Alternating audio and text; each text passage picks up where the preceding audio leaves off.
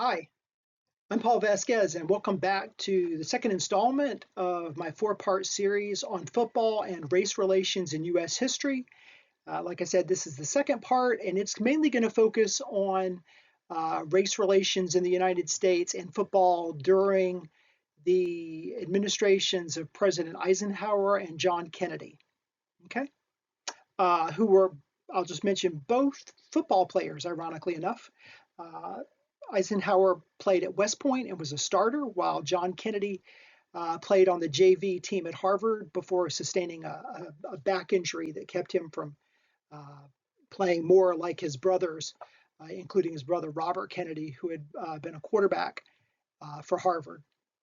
Uh, but anyway, today I'm going to talk to you about not only John Kennedy and some of his things involving race relations. I'm also going to introduce you, if you're not already familiar, to Marvin Griffin, who was a governor of my home state of Georgia.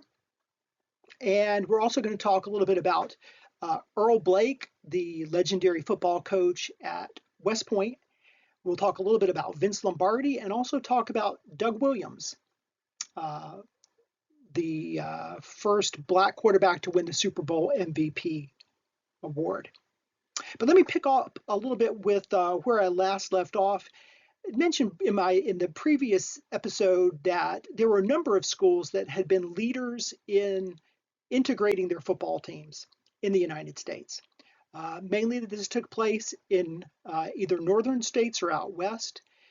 Some of the schools that were leaders in this area were schools like Boston College, uh, UCLA, which I mentioned in the previous video with regards to Jackie Robinson's playing football there. Also, schools like Michigan State, Penn State, Pittsburgh, and Syracuse were some of the among the early integrators of their football teams. However, having a team with a black player, while it obviously meant a lot in terms of what those teams thought in terms of human dignity and people's human rights, um, it oftentimes created complications. And one example of those complications, and this isn't meant to this catalog of some examples I'm going to give you isn't meant to be comprehensive, but merely to illustrate a point. Uh, and so, for example, I mentioned Boston College was a school that was an early adopter of integrated football teams, and even had them as early as 1941. Okay, but nonetheless, and frankly, they even had them a few years earlier, as you'll see. Uh, but well, I'll go ahead and jump to point I was going to make. In 1939, as early as 1939, and possibly even earlier, Boston College had an integrated football team. And in 39, they had come south to Alabama and to the state of Florida to play Auburn University and the University of Florida. And for both of those games, Boston College had to sit one of their black football players. Or I won't say they had to, but they made the decision to do so to smooth the way for the game going forward without any complications. Because had they played their player, it looked like the game either might not go forward, or certainly the host schools and their fans might have made the situation much more difficult. So rather than insisting on him being able to play, they made the decision to sit him. Uh, this was kind of repeated again in 1939, pardon me, in 1941, when Boston College came south to New Orleans to play Tennessee in the Sugar Bowl, which was going to be played at Tulane Stadium on the campus of Tulane University. And again, in this episode, much like they had done in 1939, the Boston College Eagles made the choice to sit their black player rather than risk it upsetting potentially or complicating the game with Tennessee in the Sugar Bowl. So that Sugar Bowl game took place in 1941.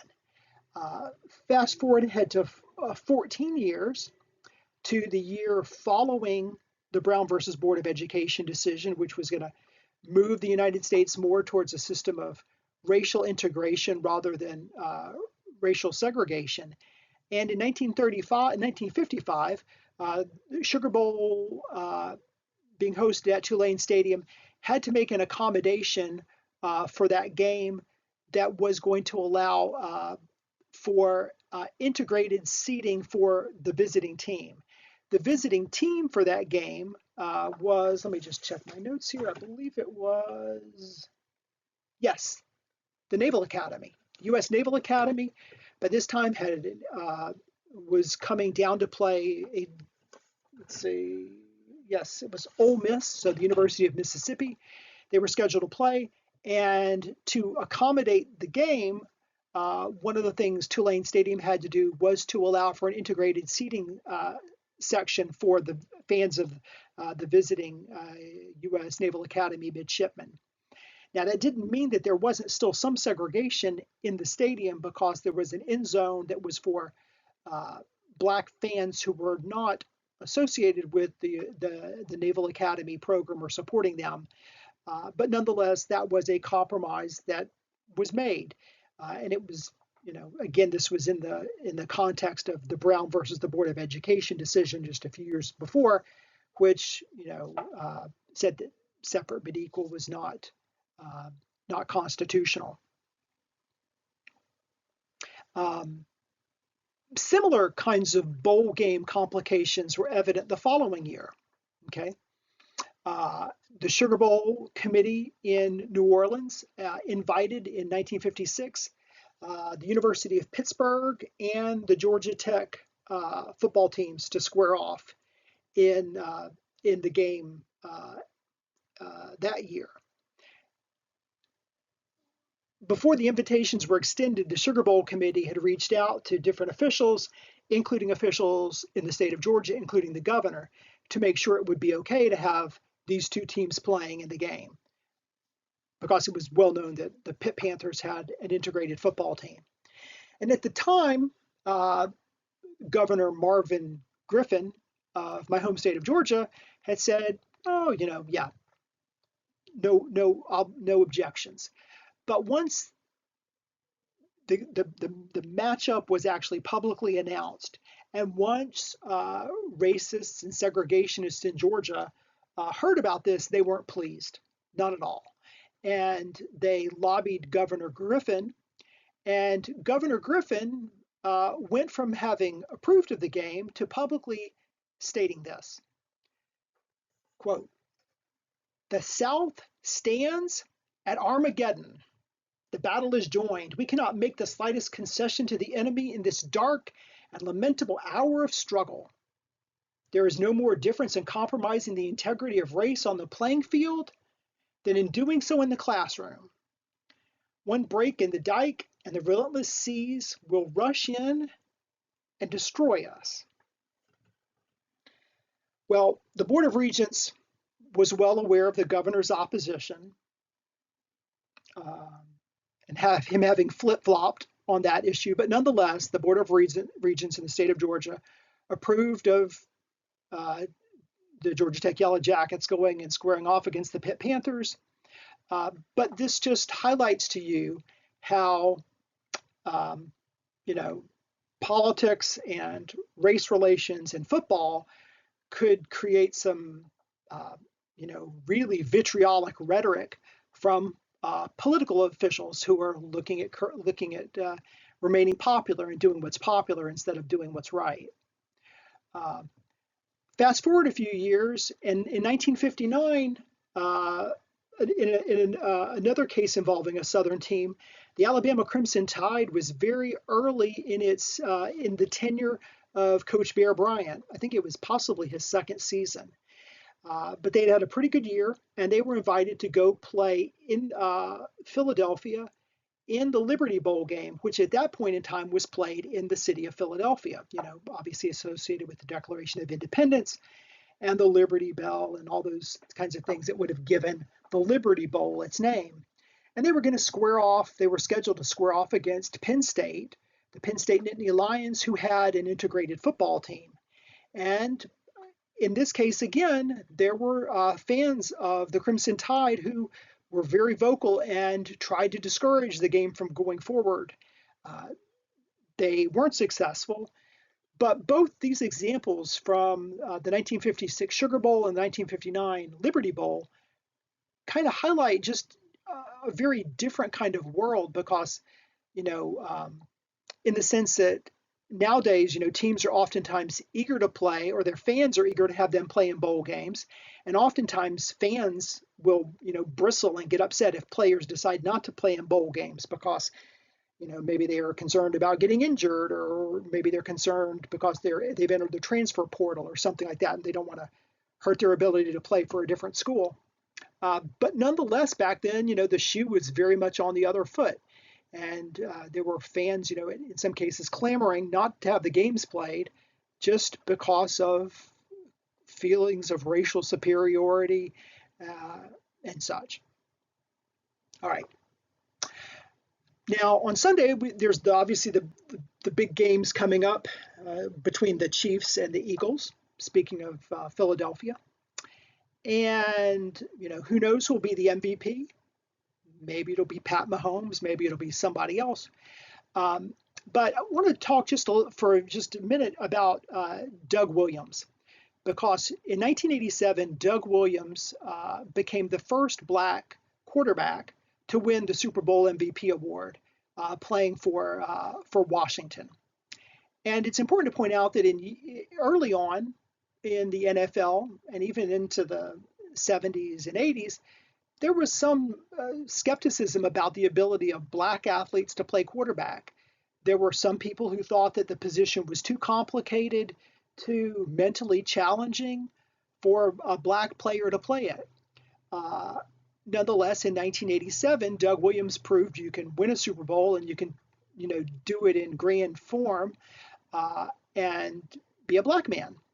And I should just mention parenthetically here, he was a graduate of Grambling University, a historically Black college and university. And in the next episode of this coming up, I'll say a little bit more about historically Black colleges and universities as integration on the field moved forward. But anyway, Doug Williams was the first Black quarterback to win a Super Bowl MVP with Washington. Part of the reason that was possible was because of people in the administration of President John Kennedy. Okay. If you know anything about Kennedy and his civil rights record, he held progressive sympathies about civil rights and the treatment of peoples. But as a practical political matter, he was oftentimes very reluctant to act through legislation. He had been a U.S. senator, and he knew the power of Southern politicians who were segregationists, and he realized that they could very easily, obstruct legislation that he might try to put forward. So he was very reluctant to do anything like that during his administration, and only moved to do so very late in his administration.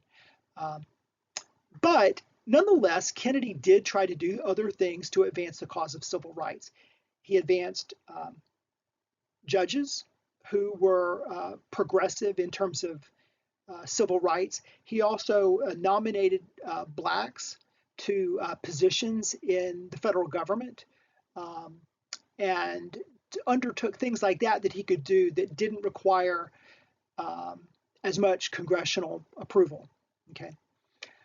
Along those same lines, one of the things that his administration did was to help to integrate the Washington NFL franchise. Okay. While there were franchises in places like Dallas and Atlanta, the very last NFL franchise to integrate was the team in Washington. Their team owner, George Preston Marshall, had famously refrained from hiring Black players. And, for the Kennedy administration, by the time they come into office, the military has been integrated. The Brown versus the Board of Education decision has come down, and they think that there's more progress that needs to be made in terms of equal treatment under the law. At this point in time, George Preston Marshall's football team made a lot of money, by playing in a stadium that was on land that was controlled by the U.S. Department of the Interior. So it was land that was under the jurisdiction of the U.S. federal government and U.S. taxpayers. And so during the Kennedy administration, Kennedy's Interior Secretary, a gentleman named Stuart Udall, pushed for progress from the Washington franchise. Some of you, if the name Udall is familiar, his brother Morris, or Mo Udall, was a famous senator from Arizona. And he actually had a really funny quote once, unrelated to race relations, but he once said, he had this saying, this prayer where he would say, "Lord, let me speak with words that are sweet and tender in the event that I should have to eat them." But anyway, Morris Udall was the much more famous brother of Stuart Udall. But nonetheless, Stuart realized that the Washington franchise was using government land to play their games and to make money, right? Despite having a team that was all white, where there was a staunch opposition to signing an African American player. I guess it shouldn't come as too much of a surprise that a team with a racially insensitive name might have been, run by people who were not the most racially sympathetic, or at the very least were overly beholden to fans that they, felt like had segregationist sympathies. But in any event, basically the Department of the Interior, the U.S. Interior Department under Udall, basically told them that if they didn't hire some players of color, that they couldn't continue to use federal property to play their games. So, and that was a huge advantage that they had. Certainly building a stadium for an NFL franchise like that would have been a huge expenditure. So as a compromise, the ownership under George Preston Marshall agreed that they would sign a black player, and they would do it in 1962. So there was a little bit of a delay in when the action was taken to integrate the team.